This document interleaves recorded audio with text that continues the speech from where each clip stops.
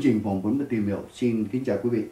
Kính thưa quý vị, như chúng ta đã biết, cuộc bầu cử năm lẻ cũng như năm chẵn sắp đến. Và đặc biệt trong cái thời gian vừa qua, khi cuộc tranh cử chuẩn bị bắt đầu, chúng ta thấy có một số người Việt Nam tương đối trẻ đã bước vào những cuộc vận động cho hai đảng, kể cả Cộng hòa và kể cả Dân chủ.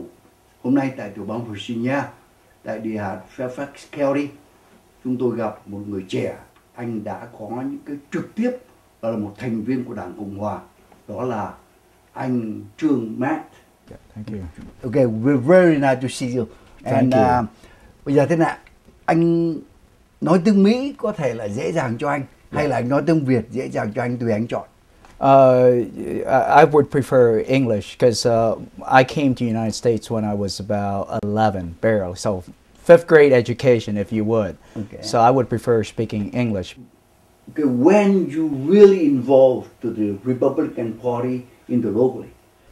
I would say right about 2013 when I heard a speech by President Obama while I'm just sitting at an airport watching, waiting for my flight back from a business trip, and I heard the word, "You didn't build that." And here I am coming to the United States in 1980, boat people, right, like most of us are, and I've done 3 successful startups and running business, having my own company, working for a large firm, and I paid a lot into it, and I built America also, and yet our president says you didn't build that. Now, I know he didn't mean it wholeheartedly on the whole thing, but nevertheless, it kind of triggered a conscious memory of how I lived in Vietnam between 1975 to 1980 before we escaped, and realized that something is not right in America. I think it was going down the wrong path, and that path is socialism. And right now, we're actually seeing it plain as day.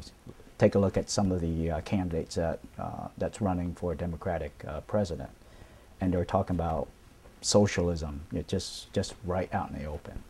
So that's why I got totally involved in since 2013. Mm-hmm. Now, what is your really position in the party and locally? Well, thank you for asking that. So, as I get involved in 2013, doing a lot of community service and help out, doing polls and what have you. And about a year and a half ago, Miss Ann Tudor asked me to attend a meeting on a Sunday at 4 o'clock. I showed up, and it turns out that was a discussion with a small group of people who's trying to find and elect the new FCRC, Fairfax County Republican Committee chairman, because we believe we need to start making a change because we are losing Fairfax, and we need a leader that would turn back into true Republicans in this case. And so I was totally involved in that and helping, finding, identifying, and selecting that chairman. And so when Tim Hannigan was elected as the chairman of the Fairfax Republicans, he asked me whether I would join him as the vice chair, second in command, if you would. But my job is to help support in any missions or projects that he asked of me, and other constituents asked of me as well. Yeah. Now, the Vietnamese community, what is your concern about the Vietnamese community regarding to the voting? Thank you so much for asking that. So here's what's going on.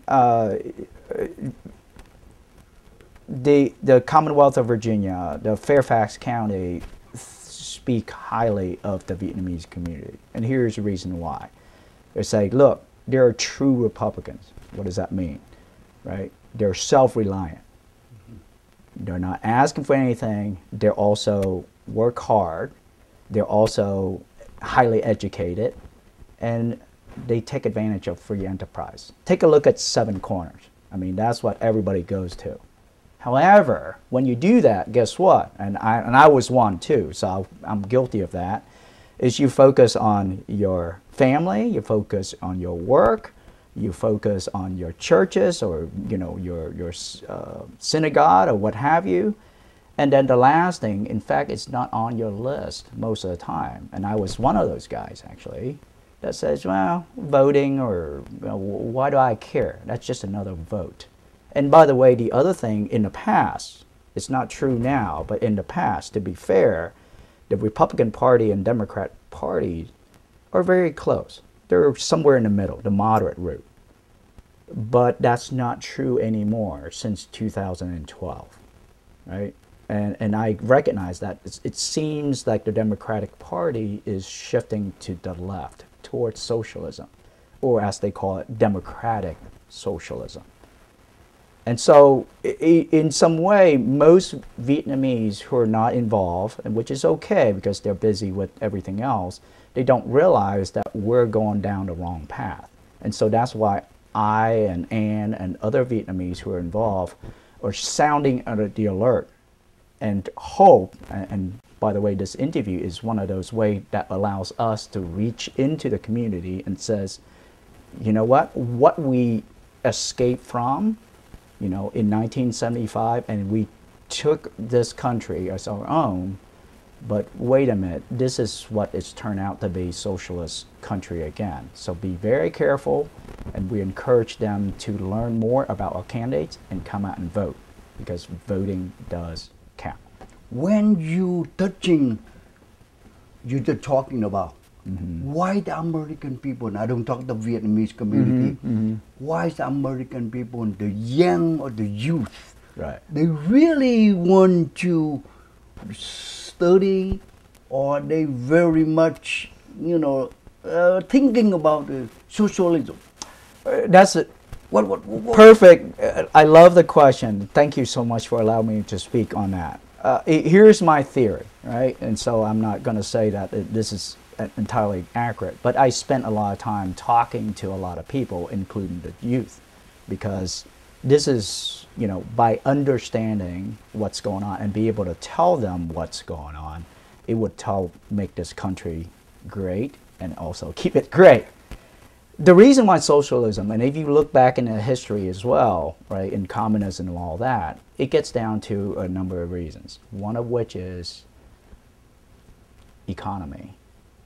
Until Donald Trump became the president, we're not growing as a nation.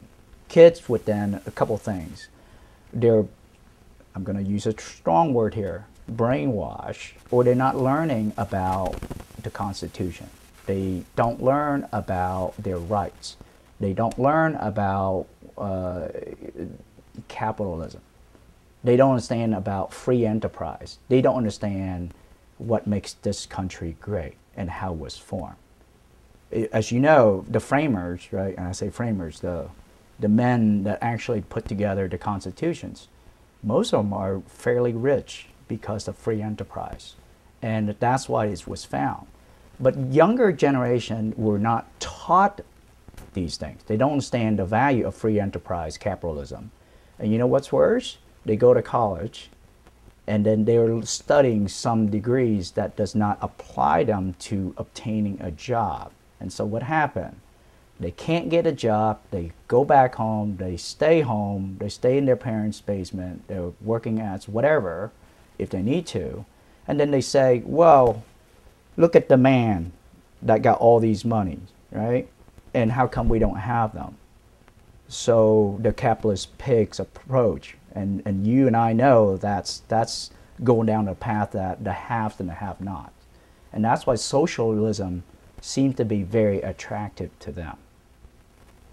They don't know about free enterprise. They don't know what's great about this country. They don't have jobs.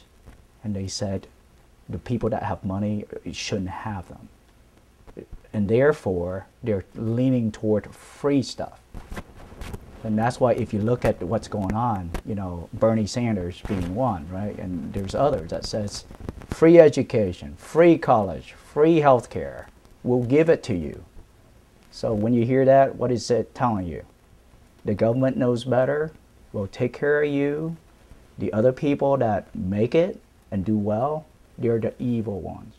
And that's why 53%, to be exact, young children prefer socialism at this point, because they don't know any better. Now, in the past, they do not swing over the far left. Right. Recently. Why? After Trump became the president, seemed to me they swing over the far left, and then they really get into deeply in socialism. Thank you so much for that question. So here's what's happening, right?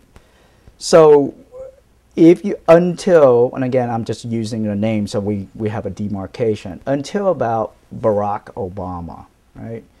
The left, right, is working toward their ideals. They want to go towards socialism. And how do they do that? They penetrate education. They penetrate colleges, right? They're changing minds. That's what they're doing. But they do it very gradual. You can't tell about it. They're changing the books, they're changing social, they're changing a number of things, but they do it slowly and quietly. And if you're doing it like a frog in a hot water approach, you can't tell, right? Barack Obama, President Obama, right? He's the one that said, I'm going to accelerate, I'm going to fundamentally transform America. And that's when he makes it accelerate that process. And when that happens, people like you and me who have experienced that start to notice, and other people start to notice. Now, moving from that point to today, because Hillary's supposed to be the third Barack Obama, and she's going to fully transforming it, and it didn't happen, right? You know what happened? That's when Trump came on board. So for now, they said, look, the cat's already out in the bag. What do we need to do to go ahead and move forward? Now, if you remember Bernie Sanders, he was one of the ones that said, I know where it's going, and I'm going to be the first one out front and shift the party to the left, transparently. And guess what happened this election? All the other candidates saying, well, for me to be beating Bernie, I'm going to go even farther left. And now that's why it's totally out and open and totally transparent. And for me, this is some way is a good sign where people like you and me can point to it and say, see, this is exactly what's happening, right? We just can't give everything for free, because who's going to pay for it? At some point, we're going to run out of everybody else's money. Luckily, the immigration came to the United States very much. They left in the back their homeland. Okay, most of them, they run away from dictatorship, yeah, communism, yes, or something, you know, very disturbing from their own country. So like our Vietnamese community and yourself, we do have some experience when we're talking about the socialism and communism. Yes, sir. Okay, now go back to our community. How much impact to the local, the voting, for the number of the Vietnamese community? Do you have some study about what the percentage and what the number you can give us recently? Sure, absolutely. So that's great one. So first of all, and the audience would know that the largest Vietnamese population is in California, and I believe that Northern Virginia is number 2 or number 3.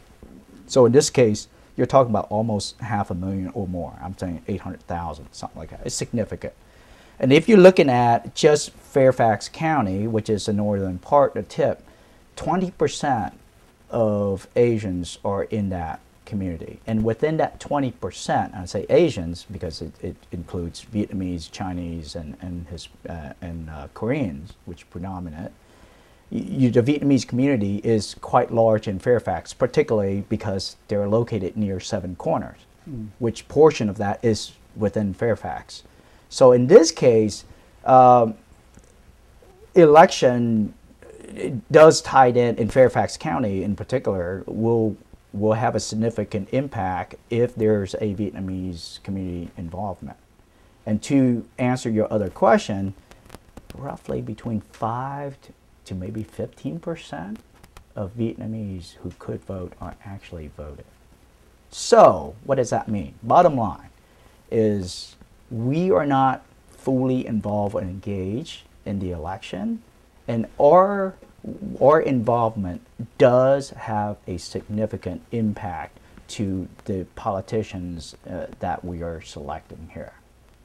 And here's one other thing, I know you haven't asked, but if you look at what's going on in Fairfax County, on the Democratic side, some of those candidates that are running as a Democrats are basically socialists, right? And in fact, I know that to be a fact because some moderate Democrats are actually asking Republicans to vote for their Democratic candidates when there's no Republican candidates running. In other words, they're saying, okay, no Republicans running, right? So you got two candidates. One is the moderate Democrat, and you got a far left, the Bernie Sanders, the George Soros candidate. They're saying, please vote for this person because it would help us, and all of us, not just us. This is a moderate. This is extreme left. And right now, just to give you one concrete example, we have a leftist, George Soros funded Commonwealth of Attorney. That's going to be in the general election. Unfortunately, we have an independent by name of Fahey, who just announced and the Republican Party has endorsed. So our job, and we're hoping and we're working with both Republicans and Democrats, moderate Democrats, to go out on November 5th and vote for Mr. Fahey rather than the other candidate. I think it's Discano is the name. So the left, the socialists, are here in Fairfax as we speak. So we need to get involved. And so if you fight socialism in Vietnam, it's here, and please come out and fight it here. If the number of the percentage of the Vietnamese voters, let's say if instead of like a 5 to 15% as you mentioned, if they go up, yes, 80%, yes, around there, so what happened? What is the impact? We can have a significant impact for a couple of reasons, right? So number one, so let me go back just a half a step and make sure that I put it in there. You need to register before you can vote. And the registration process. I think register must be at what, 2 months before? 2 months before. Yes. So October 5th, skip back. So make sure, and maybe they're late now, but please register. And if you miss it, that's okay. Please register because Virginia has election every single year. And 2020 is a presidential year. So please come out and vote for President Trump. Right? So just I want to get it out there so people understand, and I will repeat that. So forgive me. Registration. If you don't buy a ticket, you can't win the lottery, right? If you don't register, you can't vote, right? So to answer your question now, so I'll give you, instead of give you an answer, I'll give you a concrete example so people can watch this and understand. We have a delegate that actually lost on the evening of the election, and then they had to do a recount, and then he won by 99 votes after it's done. We have a majority in the House right now. We have 100 state delegates, and one of the race down south, the reason how we got a majority, it was they put basically a bowl, and they put a paper in there and said it's a toss of the dice, basically. So it was that close. In fact, we have another delegate, and again, there's another reason why I'm saying this, actually won the evening of the election and lost the next day. And the reason why he lost, I think he lost by 33 votes. And you know where those 33 votes came from, or 35 or whatever it was? The reason why he lost, because people put in they did an absentee votes, So you can vote now, right now. If you register and you can vote now absentee. Or you can go to government centers, you can go to other locations to vote today. It started last week. And so here's another point. I'm giving you a lot of stuff, so I apologize. It's a lot of things here. Register to vote.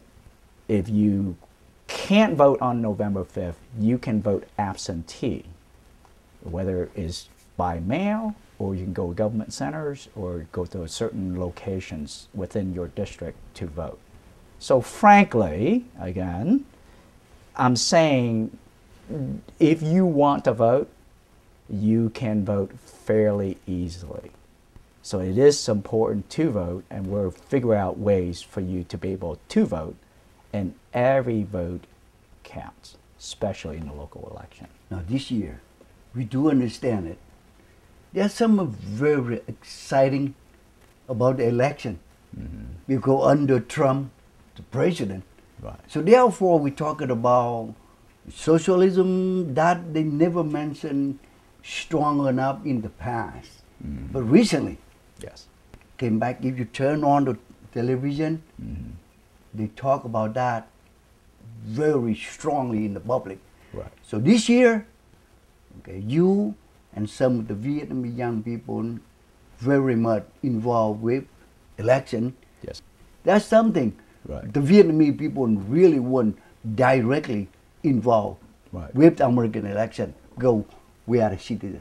Yes. Okay, now, what is the most important in Virginia and locally about this election?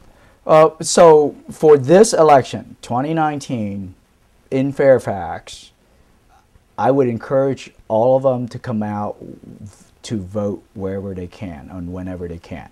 And I'm going to go from the bottom up, right? The ticket up.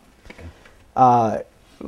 First of all, when they go out and vote, here's be very, very careful, because there's no R or D, R for Republican or D behind the names, because most of these elections are, or these candidates, because of the law and Commonwealth, they're not identified. So it is extremely important to know the candidates and also receive the sample ballots, right? So that way it shows. And here's how it works, because there's no R and Ds. If I may switch the screen real quick, and so we have some visual of what we're talking about. And I can share some of this information to you as well, right? So I'm going to go jump around a little bit. You mean this year? This 19? year, Okay. 2019. Locally. This is locally. Yes, sir. This is Fairfax County. So if you look at there, first of all, it's the Soil and Water Advisory Boards. And that is conservative boards to make sure. So it's bảo đồ đất với lại nước, right? So there are three candidates. You got Chris Bowen, you got James Dudick, Dr. Jane Dudick, and then Ed McGovern. And that, there's no RDs. So please vote for them on that. Now, next level up, you're talking about, and I'm jumping around because I'm talking about school boards. Now, on the school boards, again, there's no R&Ds. You can vote for 4, and I emphasize, and let me repeat, 4 school board candidates.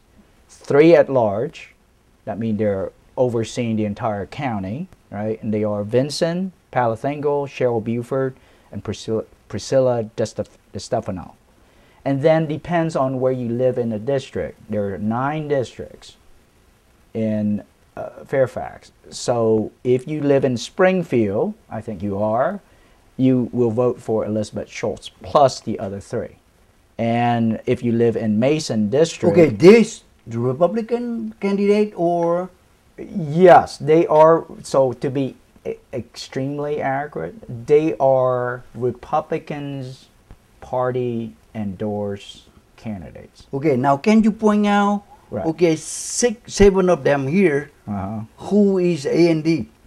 In what? In Republican or Democrat? No, they have been vetted, Okay. and the Republican Party, the Fairfax Republican Party, have vetted them and have endorsed them. Okay. So if you're a Republican Yeah. and you live in this Springfield Yep. district, we encourage you to vote for Elizabeth Schultz. And so in the sample ballot, when you receive that, it will have that. It won't have the other two, right? The other ones. But it will say, look, when you come in, these are the 3 plus 1. That's what you need to vote for. And then, of course, if you're in Mason districts, there are some other ones here. I mentioned about Commonwealth Attorney right here as well. And then for Jonathan Fahey. And then for the Board of Supervisor, so you get, let me summarize it because it's a little bit confusing. Soil and Water, 3. School Board, 4. 3 plus 1. Right? Now, the next level up is Board of Supervisor. They're basically manage the entire county, which is one of the top 10 counties in the country. Top 10. Top 10. Top 10. Now, and if you want to know the magnitude, the budget is about $7 billion. And that budget is larger than 43 countries in the world. So this is a significant county in terms of size, in terms of influence, in terms of everything else. And if you compare Fairfax to the entire Commonwealth of Virginia, I believe is the largest one. And so what does that mean? I know you haven't asked that. That means that our votes, our people, Vietnamese, when they vote for a statewide election, what does that mean? That means for senators, right? For president, our votes also will count significantly. So if we win in Fairfax or win partially in Fairfax, we'll most likely win the state and also the president. So I know you haven't asked that, but I want to extend that. So our votes is very, very, very, very important, and it does count. Right? Now, so let's talk about Board of Supervisor real quick. Since we have 9 districts, so you can vote for your Board of Supervisor in one of those districts. I don't have it here. Okay. And you can vote for one. So for Springfield, your Board of Supervisor would be Pat Harity. And please vote for him on that. And then there's a at-large or a chairman of the Board of Supervisor is Joe Gaudo. So in that case, you would vote for Pat Harity and then, of course, Joe Gaudo as a chairman. Now, that's just Fairfax. No, before you go further, let me ask you this. Okay, sure. Even in Fairfax, we know that. Right. Okay, the color representative, represent for the body. In Fairfax County, we know the blue, very strong. I'm talking about Democrat. Yes. And the red color, that's for Republican. It's not strong enough. Right. So why? Well, thank you for that. And this is my opinion. All right. So I just want to make sure it's perfectly clear. Let me go back a little bit of history so people understand. In 1990-ish, it's all red. It's all Republican. Fairfax County. Fairfax County. Hands down. Right? So then what happened? In my personal opinion, there are at least 2 factors. One is you got different demographics are moving into the county. That would change the makeup of that. So that's number one. Because Fairfax has been growing, and so it allows more people to come in, more diverse community to come in. So that's number one. But to me, the second thing is, and that's not a real factor. The second is, I believe, right, and I got to be careful what I'm saying here, is the leadership in the Republican parties are not standing firm for the Republicans' creed and principle. It tends to moderate. It tends to give more than stand strong and stand firm on the principle of Republican Party. I'll give you an example to validate my point. I gotta be careful because we have Republican candidates that are okay with giving $200,000 to help illegal aliens for courtroom fees and all that. Fairfax County, even though it's not written, right, you can't find this word in there, but it is truly a sanctuary city. Now, what does that mean? Sanctuary city means that if you're an illegal alien, if you get caught and put in a jail, detention center, you are not to communicate with ICE, who's the federal arm of that. And so if this person had other issues and needs to be removed from our country, ICE would not know about it. And that ties back to another policy called 287G. I'm starting rattling a lot of technical terms here. And 287G is actually a law that says that if the city's support of the federal ICE, within 48 hours of releasing this illegal alien who could have serious issues like, you know, raping people and murder and all that, ICE does not know. So if this person, right, drive without license, hit somebody and the police caught it and put it in jail, okay, that's his issue. He murdered somebody or raped somebody in Montgomery County, don't care. Don't know, don't care. That's the problem, and that's sanctuary city. Now, to be perfectly clear, you've heard recently Montgomery County, basically across the bridge from us, had over 7 rape cases within 2 months. Well, you can guess, that's sanctuary cities in full effect. We could have it here, right? I wish that we won't. But right now, potential is there. And our Republican officials and officers are not fighting it back. Our candidates don't talk about But it. however, up to now, maybe it's not the similar as you discussed right now. Maybe. Maybe they learn from that. So Yeah. therefore, they do not declare to the public, this is the sanctuary, you know, county. They say, no, not yet, whatever it is. Right. But they try to deny it. But that beyond the scene, behind the scene, Right. there's something maybe hiding the public. However, up to now, very much, the media and the people, they very much, you know, directly affect their life. So they want to know. Right. Even myself, even yourself, Yes, sir. we jump in, we fight. Right. We win, you know, peaceful, we win, you know. Peace and prosperity, right? Yes, Yep. yes, to live, you know, Right. especially in Fairfax. Yes, Okay, sir. go ahead.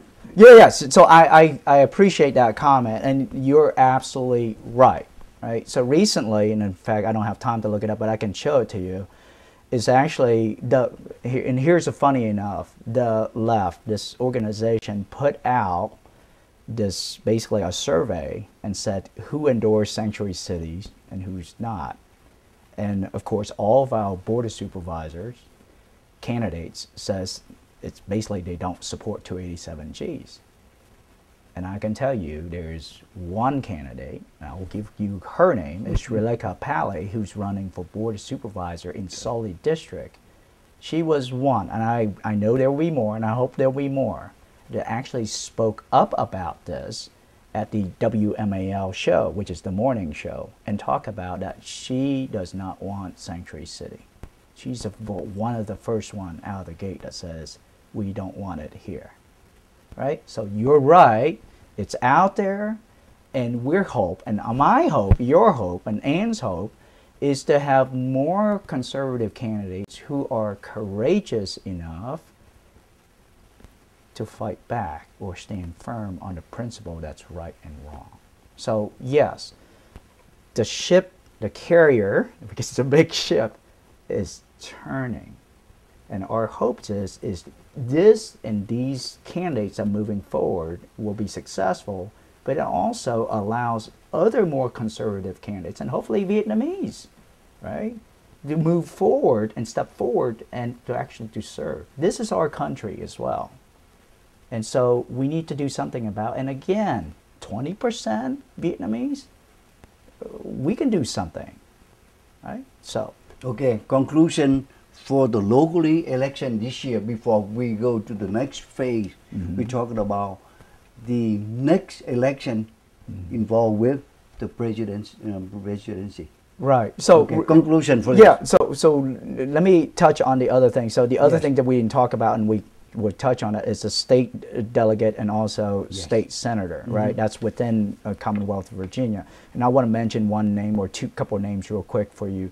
Is in the 40th congressional district, you got Tim Hugo. He's the number 3 in line here for state delegate, and he's running against a extreme left. Right. And so we need to support him if you live in Springfield and also in Bull Run and Prince William. Definitely consider him on that. One mental note is if you live in Mason District, please vote for Gary Akins. Outstanding guy, very supportive of the entire community. And if you live in that area, Gary Akins. Right, now, moving on. So you might say, okay, so why is this election so important? And I'm so glad that you asked that. Because what happens in 2019 is preparing the battlefield, and I mean battlefield, literally, for 2020. Our president lost the last time, and we all know what percentage that was. And to be frank, he didn't have any records. And so that's why people are a little bit hesitant by that. But now, I mean, it's pretty obvious. He's pro-life, pro-gun, against socialism. How often you have a president actually said it in a speech? We don't want, I don't want to quote the whole thing. Socialism is not here. We do not want it here. How many presidents would say that? And so he said it. So my job, our job, is to say, you know what, we need to fight back because we know what it's like to live in a socialist or a communist country. We don't want it here. This is going the wrong path. So, by helping these candidates and come out and register and vote, guess what? It also shows the strength of the party and also strength of the electorate. So therefore, when presidents are campaigning, and in fact, he will come, and just for those who want to know, he will come at the state convention. It's not often that presidents do that, but he wants to win. He's providing, and he will speak at events. Our goal, right, is to get the message out, get the Vietnamese communities involved, and our goal is to have him to come and make a speech here in Northern Virginia, hopefully somewhere in Tyson's Corner and what have you. And I think it can happen. It will happen, and with your help and your votes. Now, if you go out and get in touch with our good people, and I talk about the Vietnamese community, how do they think, our community think about the President Trump rerunning for next election? Personally, they're a little bit nervous, and I'll tell you why they're nervous. Because I do get phone calls and emails and say, "Wait, you were involved in this. Did you check out that poll? Right, a couple polls recently. President is like behind Joe Biden." And I kind of laugh at it, and they're like, "Why?" I say, well, because it's all fake news, and I mean it. It's propaganda. Right? You and I lived it. Right? It's propaganda, and that's how they do it. And they ask me, well, what are you going to do about it? I say, I don't do anything about it. So whatever they say about polls, you know what? Register, vote.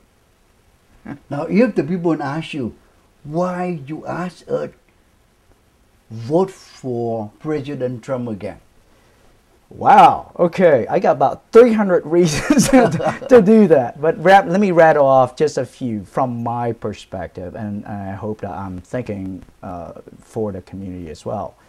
And I narrow it down to actually 2 things, and I mentioned it.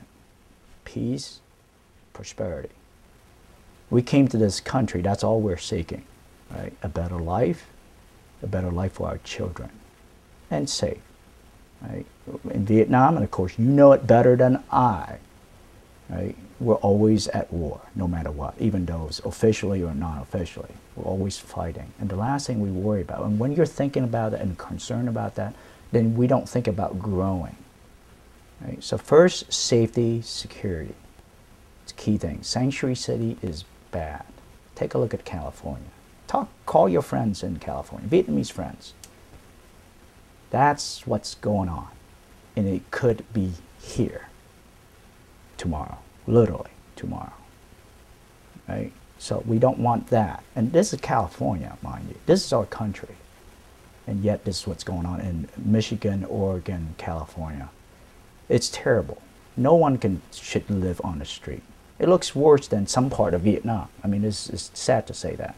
Peace, prosperity. Second thing is education. And now I'll touch on this real quick because, well, this is what happened, right?